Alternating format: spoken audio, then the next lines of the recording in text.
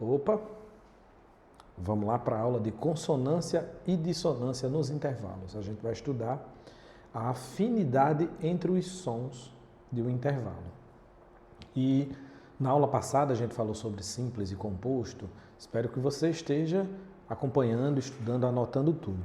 No final dessa aula eu vou disponibilizar para você um PDF com os conceitos que tudo que a gente estudou até agora, tá? Então você vai aqui embaixo e faz o download aí desse arquivo em PDF para você ter anotado tudo que a gente estudou até aqui, tá certo? É um PDF pequeno, só com os conceitos e alguns exemplos. É uma forma de anotação, é como se você tivesse anotado, né? Eu tomei a liberdade de assistir os vídeos e fiz as anotações para você, então tá no PDF e é bem simples, tá?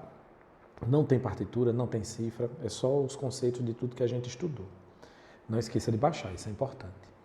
Bem, vamos estudar agora os intervalos, levando em conta a questão da afinidade. Como é que a gente sente o som, como é que a gente percebe o som desses intervalos quando eles são executados. Então, quanto à afinidade dos sons que formam o intervalo, nós temos o consonante, né?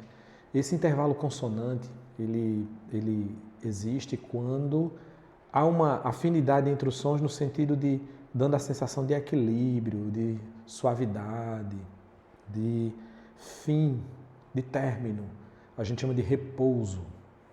Então veja só, todos os intervalos de primeira, todos os intervalos de quinta, as quartas também e as oitavas, nós costumamos dizer que esses intervalos eles dão ideia de repouso, de fim, né? Terminou, né? Aqui a quinta, fim, fim, fim, fim, desafinei.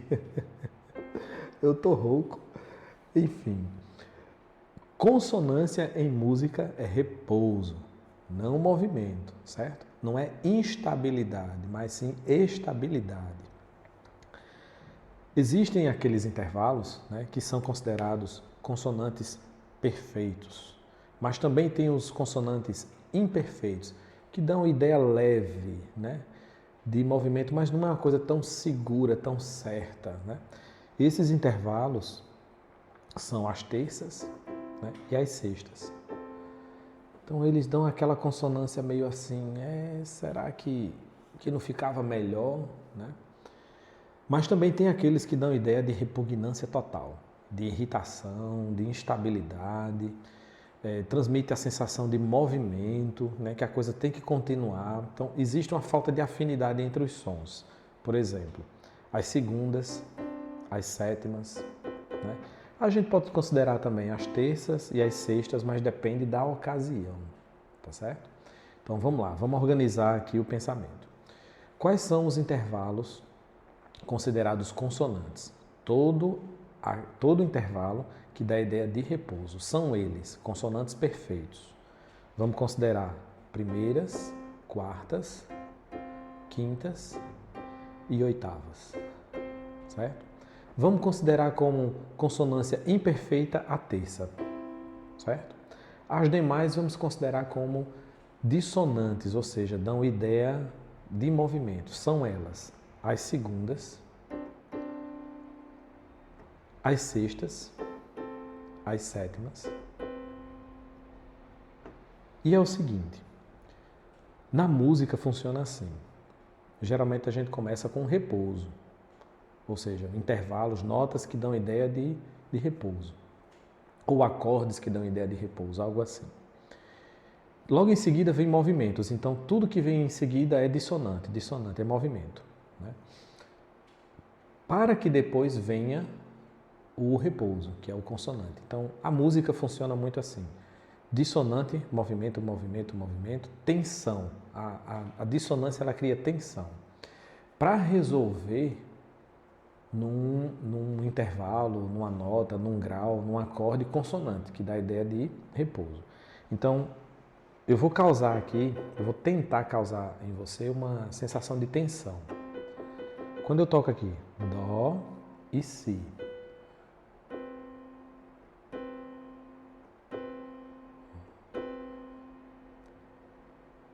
esse som me causa certo desconforto, porque é como se ele estivesse pedindo para ser finalizado, é como se ele estivesse pedindo um repouso.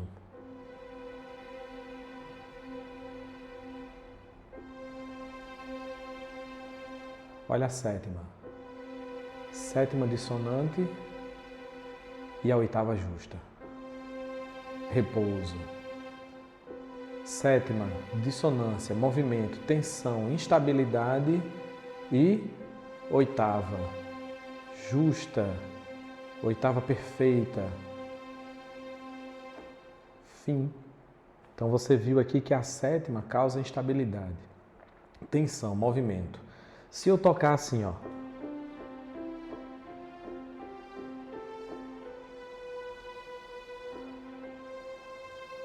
ou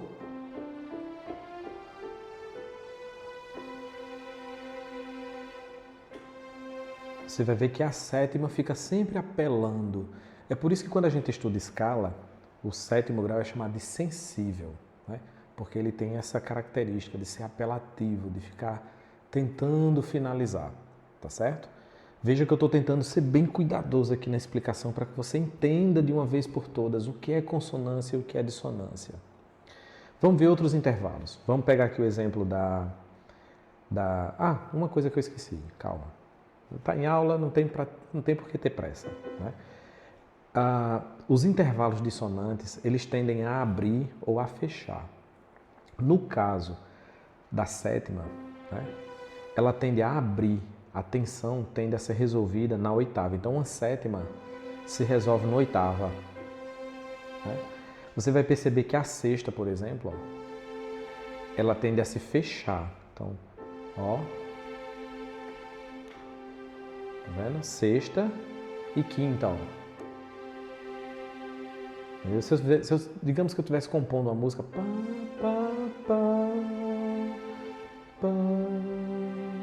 uma música feia, né? Mas enfim, deu para perceber, ó. Tensão, presta atenção e fim, terminou, né? A sexta tende a fechar para uma quinta justa. Essa história de justa a gente vai ver lá na frente, viu? Vá guardando esse termo aí, você está coçando a cabeça dizendo, esse professor está falando um negócio de justa aí, o que é isso? Nas próximas aulas a gente vai ver isso, a gente vai estudar intervalos maiores e menores, aumentados e diminutos e justos, né? Que são os perfeitos. Os intervalos justos, eles levam esse nome porque eles são intervalos consonantes, eles dão ideia de repouso. Então, quando eu falo justo, é o mesmo que dissonante, certo? Perfeito, repouso, tá? Mas a gente vai trabalhar esse tema mais para frente. Agora vamos dar uma olhadinha na terça. Ó, a terça, ela tende a abrir para a quarta. Portanto, a quarta é considerada a quarta justa, da ideia de repouso. Ó. A sexta tende a fechar para a quinta. A sétima tende a abrir para a oitava. Né? E a primeira, que muita gente diz que não existe, repara o dó e o ré. Ó. Né? A segunda, ela tende a virar uma primeira, ela tende a descer. Esse é o intervalo preguiçoso. Ele e volta, né? A intenção dele é ir, mas não vai e volta. Dó, ré, mi, fá, finalizou. Sol, lá, si, fecha no dó. Dó. Todo esse jogo de sensação tem a ver com aquela questão de tocar de ouvido. O que muita gente reclama, eu não sei tocar de ouvido e tal. Uma dica, essa vai de graça, certo? Bem, quem diz que tem ouvido ruim, na verdade, eu estou fazendo assim porque eu tenho uma câmerazinha aqui na minha frente, ela fica me seguindo, ó, e às vezes quando eu faço assim, aí ela entende que é para parar, né? Aí ela não me segue mais, ó, tá vendo? Aí quando eu faço assim, aí ela me segue, tá? Então não estranhe, se eu fizer esse movimento aqui, eu estou dando um comando aqui para minha câmera. Interessante, né? Tecnologia. Isso aqui facilita muito para a gente gravar as aulas. Quem toca de ouvido geralmente tem a memória musical muito boa, né? Então, quando a gente está tentando tocar uma música e não consegue tocar, né? E o que é que acontece? Isso quer dizer que você precisa prestar mais atenção e tentar gravar os sons. Estudar os intervalos ajudam muito nisso, ajuda bastante nisso. E a gente vai ver alguns exercícios, algumas formas de trabalhar isso mais para frente, tá bom? Bem, não há mais nada a dizer sobre intervalo consonante e dissonante. E com essa aula a gente finaliza essa primeira parte, né, esse módulo da classificação dos intervalos em relação à forma como ele é tocado, tá? Como ele se apresenta para a gente.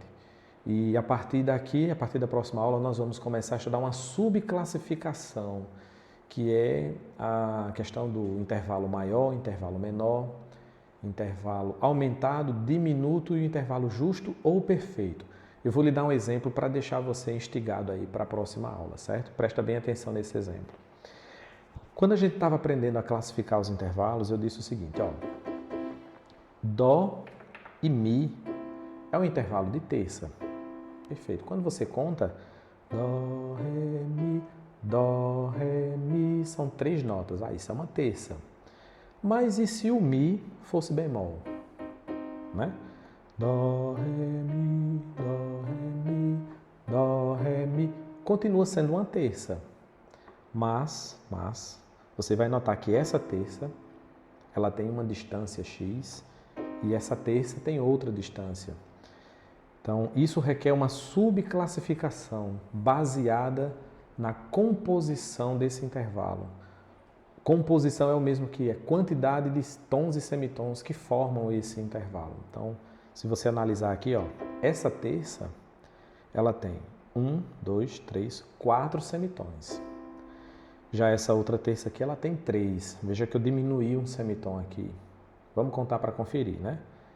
1, 2, 3. Então, essa terça aqui, ela tem uma composição de tons e semitons menor, né? Então, essa terça a gente vai classificar de terça maior. E essa terça que tem menos semitons, a gente vai classificar de terça menor. E se esse Mi fosse sustenido, esse Mi seria aqui, ó. Ué, mas Dó e Fá, não. Nesse caso eu não estou chamando de Fá, estou chamando de Mi sustenido. Conta aí. Dó, Ré, Mi sustenido. Quantas notas deram? 3. Dó, Ré, Mi sustenido. 3 notas. Se você contar olhando para o teclado, você erra. Não toque olhando, não classifique olhando para o teclado. Classifique falando e contando nos dedos, que é mais fácil. Dó, Ré, Mi sustenido. Isso é uma terça. Só que diferente dessa terça maior, ela tem um sustenido, ela tem um semitom a mais pelo fato de ter um sustenido. Então vamos ver. 1, 2, 3, 4, 5 semitons. Essa terça que era a terça maior, ela tem 4 semitons. Já essa daqui, ela tem 5 semitons.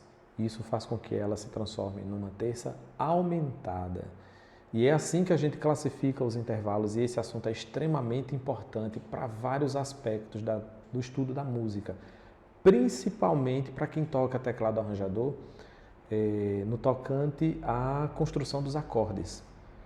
É agora que você vai começar a entender as fórmulas, as convenções harmônicas que formam acordes maiores com sétima menor. Olha, sétima é um intervalo de 7 notas, menor, com menos semitons do que uma sétima maior. Ih, rapaz, não se espante não, isso vai dar certo. Eu estou aqui justamente para destrinchar esse assunto junto com você. Então vamos para o próximo módulo agora, falando sobre a subclassificação dos intervalos. Não perca essa aula, tá? Não esquece de baixar o PDF que vai estar aqui nessa aula, tá? Importante, são anotações que você vai precisar.